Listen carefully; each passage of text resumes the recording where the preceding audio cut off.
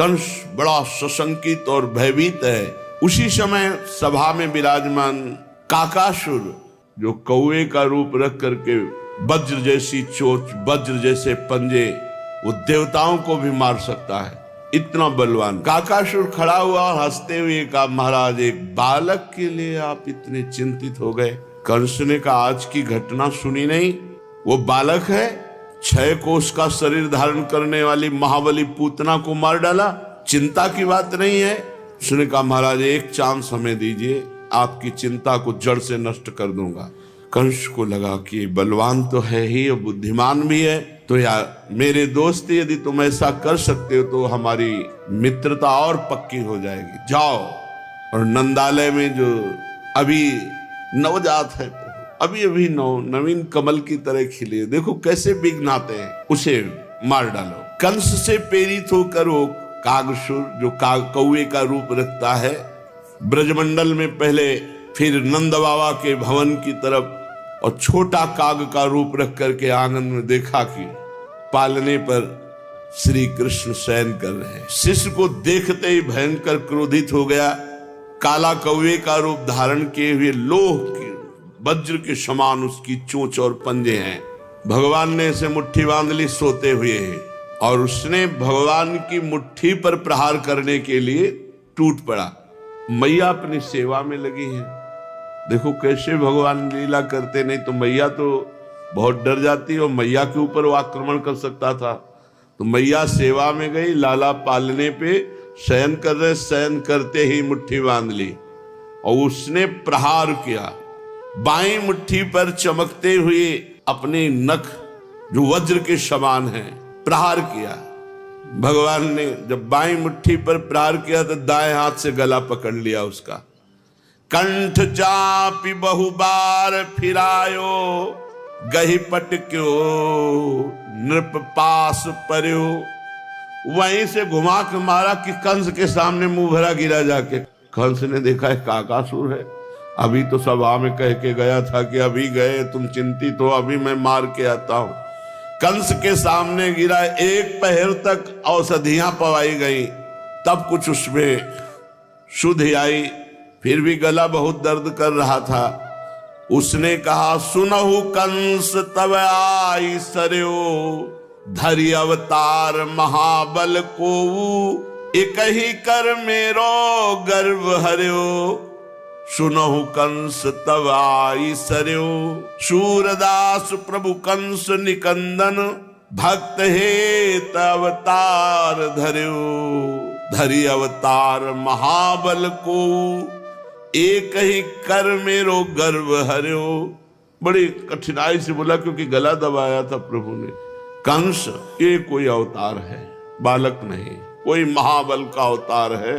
मैं एक ही हाथ से गला पकड़ करके मुझे फेंका है। उत्कच नाम का दैत्य खड़ा हुआ, हंसते हुए कहा, बड़े बल मदांध बनते हो और ताकत तुम में है नहीं। कंस, एक बार मैं चाहता हूं कि मुझे आदेश करो। ये उत्कच हिरणाक्ष का पुत्र है। चाक्षुष मनवंतर से पूर्व की बात है। एक दिन ये उत्कच लोमस ऋषि के आश्रम में जा पहुंचा। बड़ा सुंदर तपोवन देखकर उसे ईर्ष्या हुई कि ऋषि का ऐसा आश्रम। उसने बड़ा शरीर बनाया और पूरे आश्रम को उजाड़ना शुरू कर दिया। कोमल हृदय लोमस जी उसे क्षमा करना चाहते थे, पर वो अपना उद्दंडता नहीं बंद की। कहा कि शांत हो जा और जा। तब वो देखा कि ये दुर्मति मानेगा नहीं, तो उन्होंने कहा, विदेहो बहुत दुर्मते, जा, तुझे अपने देह का बड़ा अहंकार, तेरा देह अभी पतन हो जाए।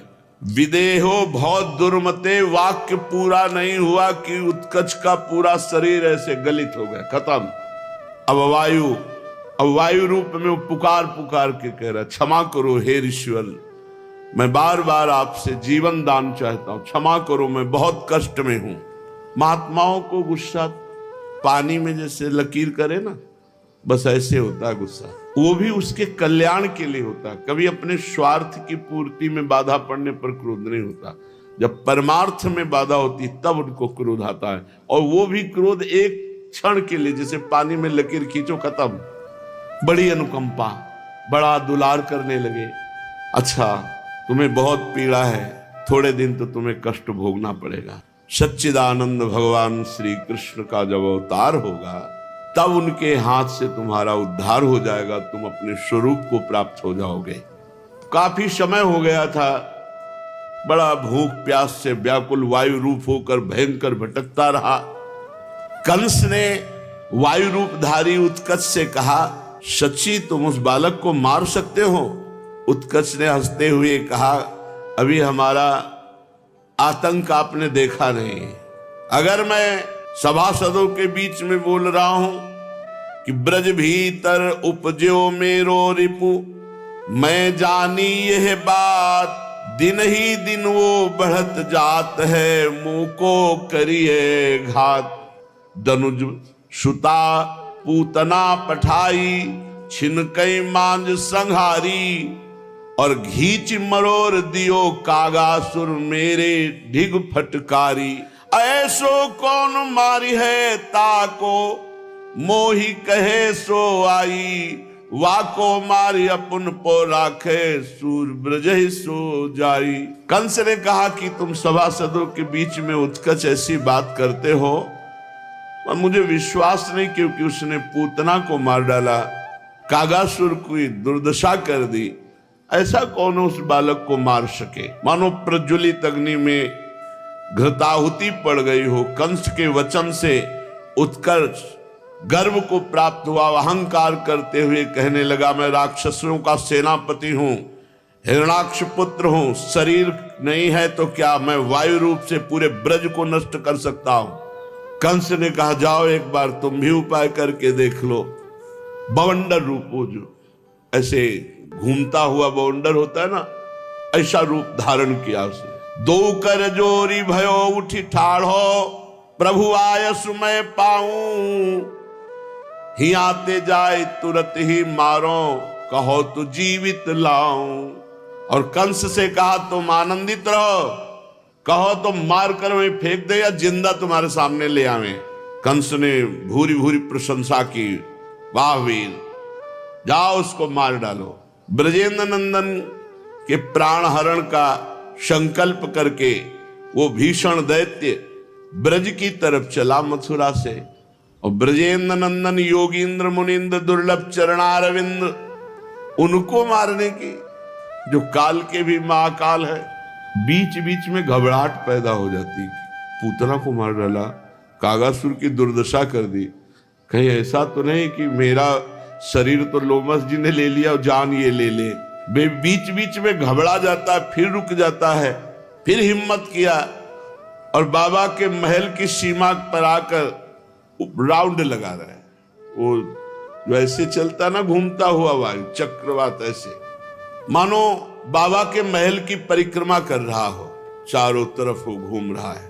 शरद और हेमंत की संधि का प्रभात है, चारों तरफ आनंद ही आनंद ब्रजमंडल में छाया हुआ है।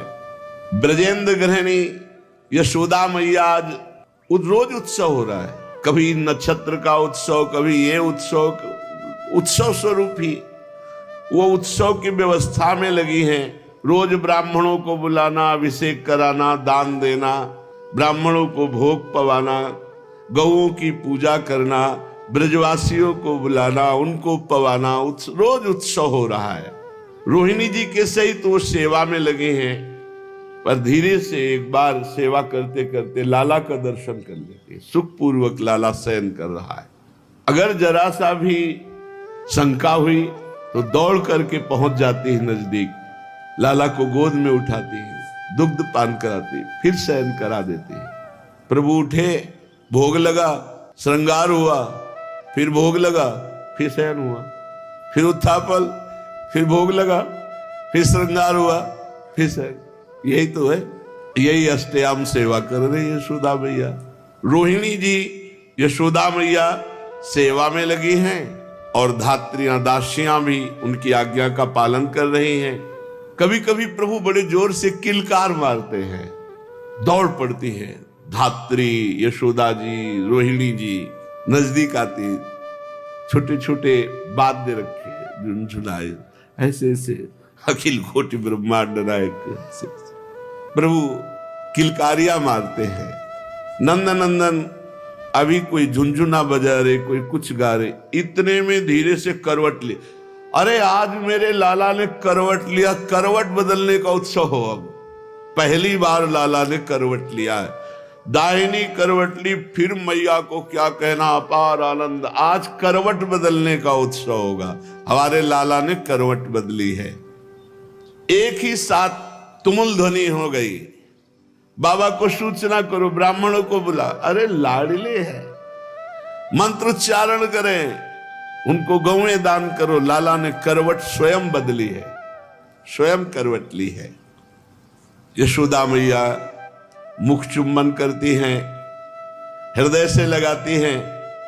इतने में ये समाचार सुनकर लाला ने करवट बदली है, बाबा और बूढ़े बूढ़े गोप आ गए। बाबा आए, आज मेरे लाला ने करवट बदली, महोत्सव हो, नहीं महामहोत्सव हो, पूरे ब्रजमंडल को पवाओ, आज लाला स्वयं अपनी शक्ति से करवट बदला है। बाबा ये शक्ति दे रखा, नहीं देखा कि लाला छाती में चढ़ के पूतला को मारा, कागासुर को मरोड़ दिया।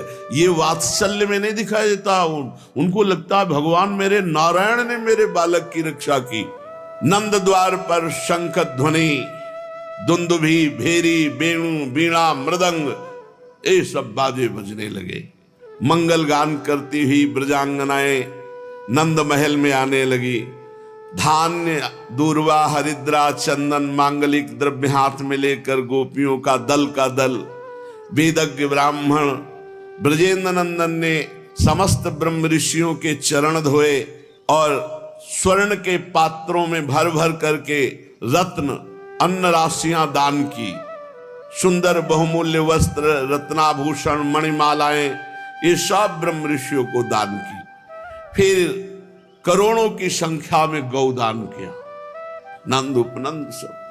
और जहां भगवान है वहां कभी कमी नहीं होती, करोड़ दान करे तो कई करोड़ व्यवस्था हो जाती है। ब्रजेंद्र की पूजा से संतुष्ट ब्राह्मणों ने आशीर्वाद दिया, लाला चिरजीवी है। ये हृदय से आशीर्वाद देते हैं। महिलाएं जो ब्रज युवतियां हैं, वो जो गांव के गीत गाए जाते हैं, अपने गीत गा रही हैं। ब्रजरानी ने उट्टन लगा करके लाला को स्नान कराया। जब ऊपर से जल डालते तो लाला किलकारी करता है। देखो भावना में, देखो सुख मिलता है भावना में डूबने से। बड़ी सी थाल है, पहले गोदी में लेकर के अंगराग उट्टन लगाती, फिर बीच थाल में खड़ी कर देती और अनुकूल जल के द्वारा प्रभु का अभिषेक, स्नान करा रहे। प्रभु कैसे आनंदित हो रहे, घुंघराली अलकावली, विशाल नेत्र, श्याम कांति, मुस्कुरा रहे हैं, किलकारी कर, जैसे जल डाले ना तो ऐसे नहीं हो, ऐसे बाल गोविंद। जो युवतियां हैं वो गीत गा रही हैं, सर्वांग जल से अभिषिक्त करके स्नान कराकर मैया अपने अंचल से पूछती है। बाद में गोद में लेकर के गोरोचन का तिलक लगाती है। फिर अनामिका से अच्छी तरह पोंछ करके काजल लेती है और बड़े बड़े अरविंदाक्ष नेत्रों में काजल लगाती है। आंजते समय जब काजल लगाती है तो बालक रोने नहीं लगते, तो रोने जैसा प्रभु कर भैया पुचकार, नहीं नहीं नहीं, नहीं रोना नहीं, रोना नहीं, काजल ऐसे लगा रही। ये सुख मिलता है उपासना से। जिनके सूर्य और चंद्र नेत्रों से प्रकाशित होते हैं, उनको प्रकाश मिलता है उन आंखों में, यशोदा में। और प्रभु रोने जैसा करते तो पुचकारते, रोना नहीं, रोना नहीं, पर वो रो ही देते हैं। तो मैया जल्दी से अपने दुग्ध को उनके मुख में डाल, फिर पुचकार करके, हे पर ब्रह्म परमात्मा को कैसा दुलार। यही तो भाव में दम है। जगत के माता पिता वही हैं और उनको गोद में यशोदा मैया दुलार कर रही है। जब मीठा मीठा अनुकूल दुग्ध मैया का मुख में जाता है तो काजल लगे हुए नेत्र से नंदनंदन मां की तरफ देखते हैं। मां निहाल हो जाती है, आत्मविस्मृत सी हो जाती है।